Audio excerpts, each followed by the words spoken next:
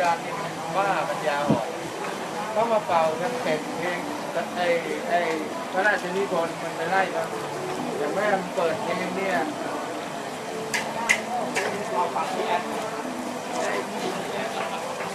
ฟังทั้งวันเลยพี่แอดร้องทั้งวันเลยบ้าปัญญาอ่อน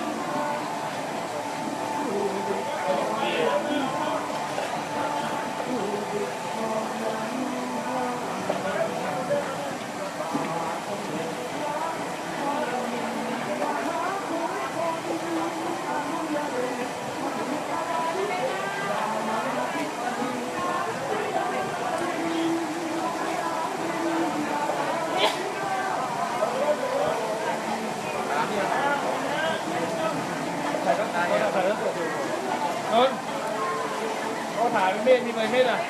ไหนนะตั้มเขาได้บอกว่าข้างในเดี๋ยวกูจะเอาไข่เจียวไปแจกไข่เจียวว่าแปะปากของมันเนี้ย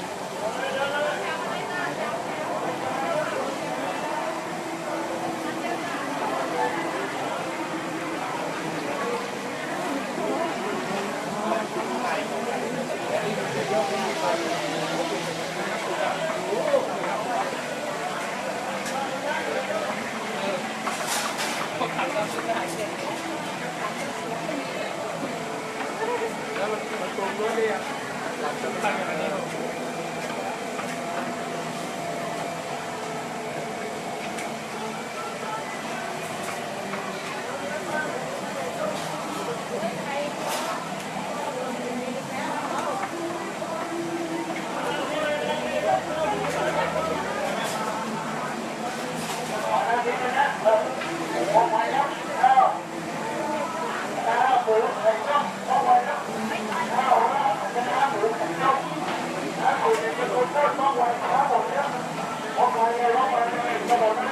ให้เข้าไปถามเนี่ยนายเขาจะเอาข้าวไข่เจียวไหม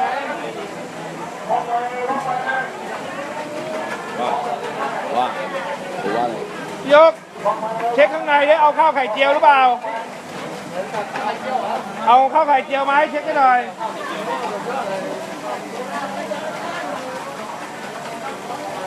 เส้นหมี่แห้งชิ้นมาอยู่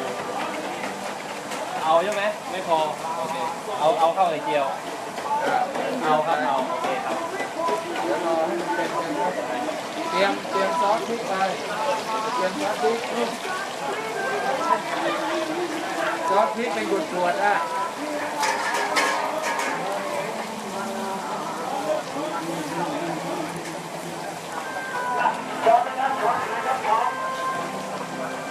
เอากระดาษทิชชู่มาให้หน่อยผ้านั่นก็ได้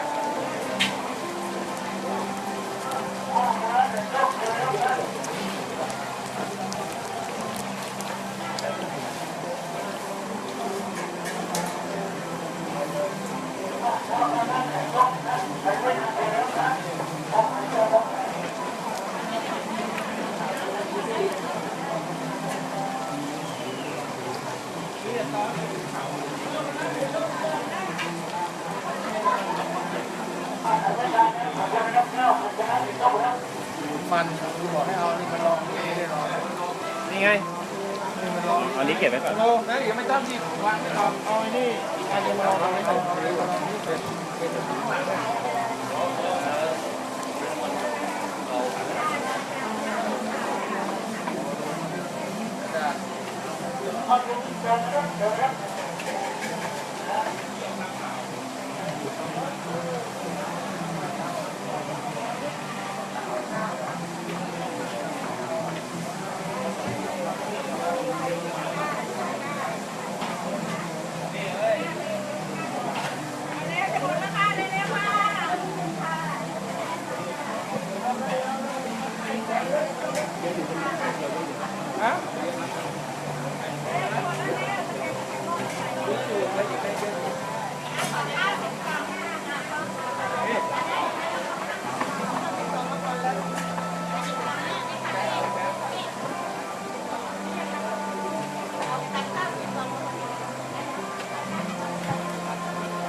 ฝั่งนี้แป๊บนึง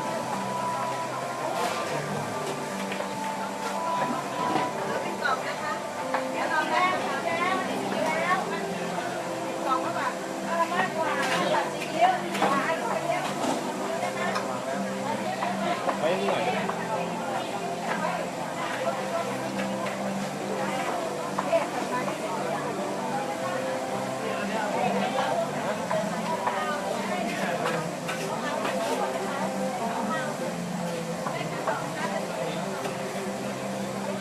น้ามีอันไหม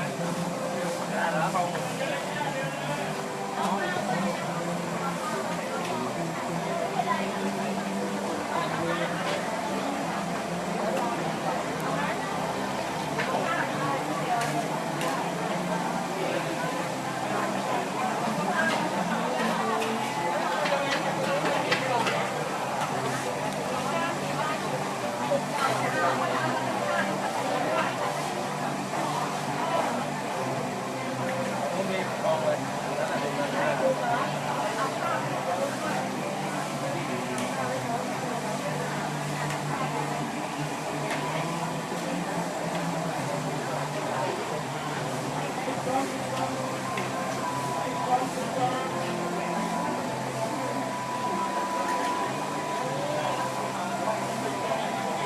รอ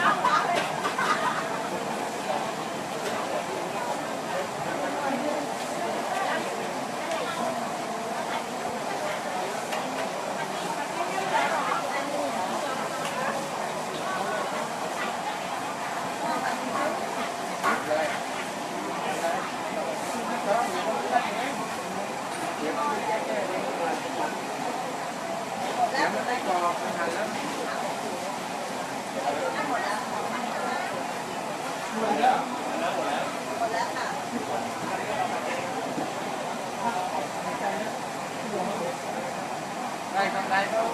ขาพอไหมล่ะถามยังใครไปถามอ่ะจบได้ยังครับกำลังครับผมฮะเอาจากปลาหน้าขนาดไหนเอาไปเท่าไหร่ครับจะกระเม็ดนะครับไม่แล้วเขาหมดได้ยังครับผมกำลังจะดูถามข้าวบอกถามวอนตอบลายช่วยตอบให้มันตรงประเด็นหน่อยว่าข้าวเขาหมดหรือยังข้าวหมดหรือยังถ้ายังไม่หมดเราได้แต่งที่ต่อไม่ทำไงถามถึงไง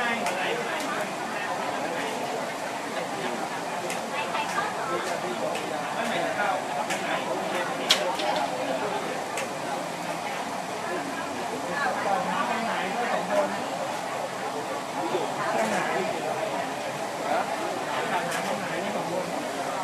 เรื่องไหนไก่พอขายต้องไก่พวกขายเลย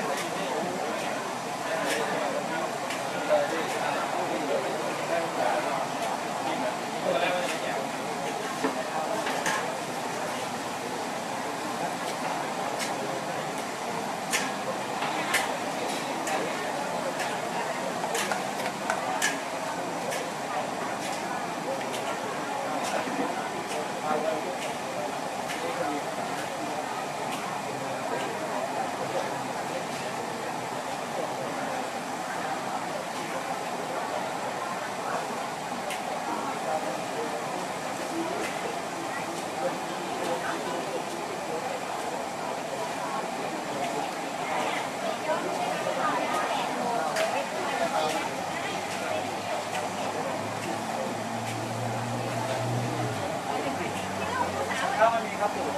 นะครับจะมีอะไรเหลือครับ ครับสรุปแล้วคุณรู้ว่าต้องการอยู่ไหมเราต้องการเข้าไปถ้ารถคันไหนรถที่ยังเอาถ่ายไป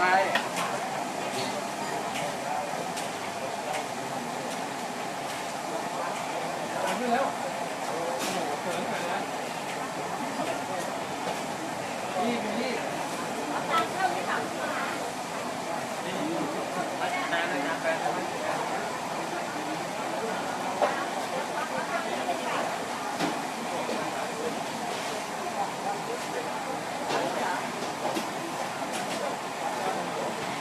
ข้าวหม้อนึงได้ไหมครับผมข้าวมา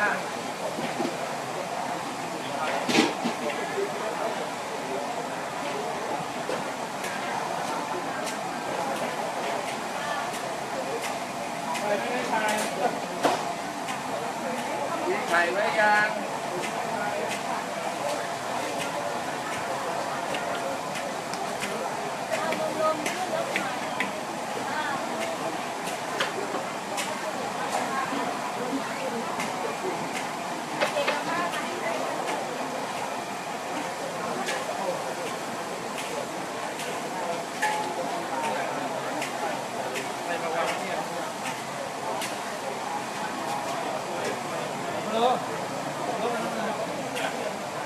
ไม่ไข่ทุกทีแล้วอ่ะ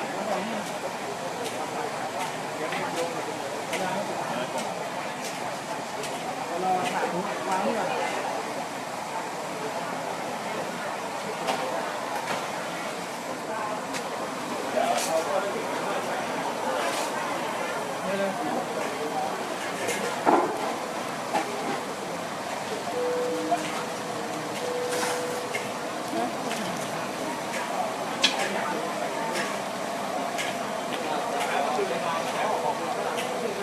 ยกไปเลยยกหน้าเลยยกในรถฝาเลยเอาไหนฝาขึ้นที่อยู่ที่แค่นี้เอาซอสพริกไปเลยซอสพริกไปแล้วที่หยิบเนี่ยไปที่หยิบอ่ะหยิบไปไป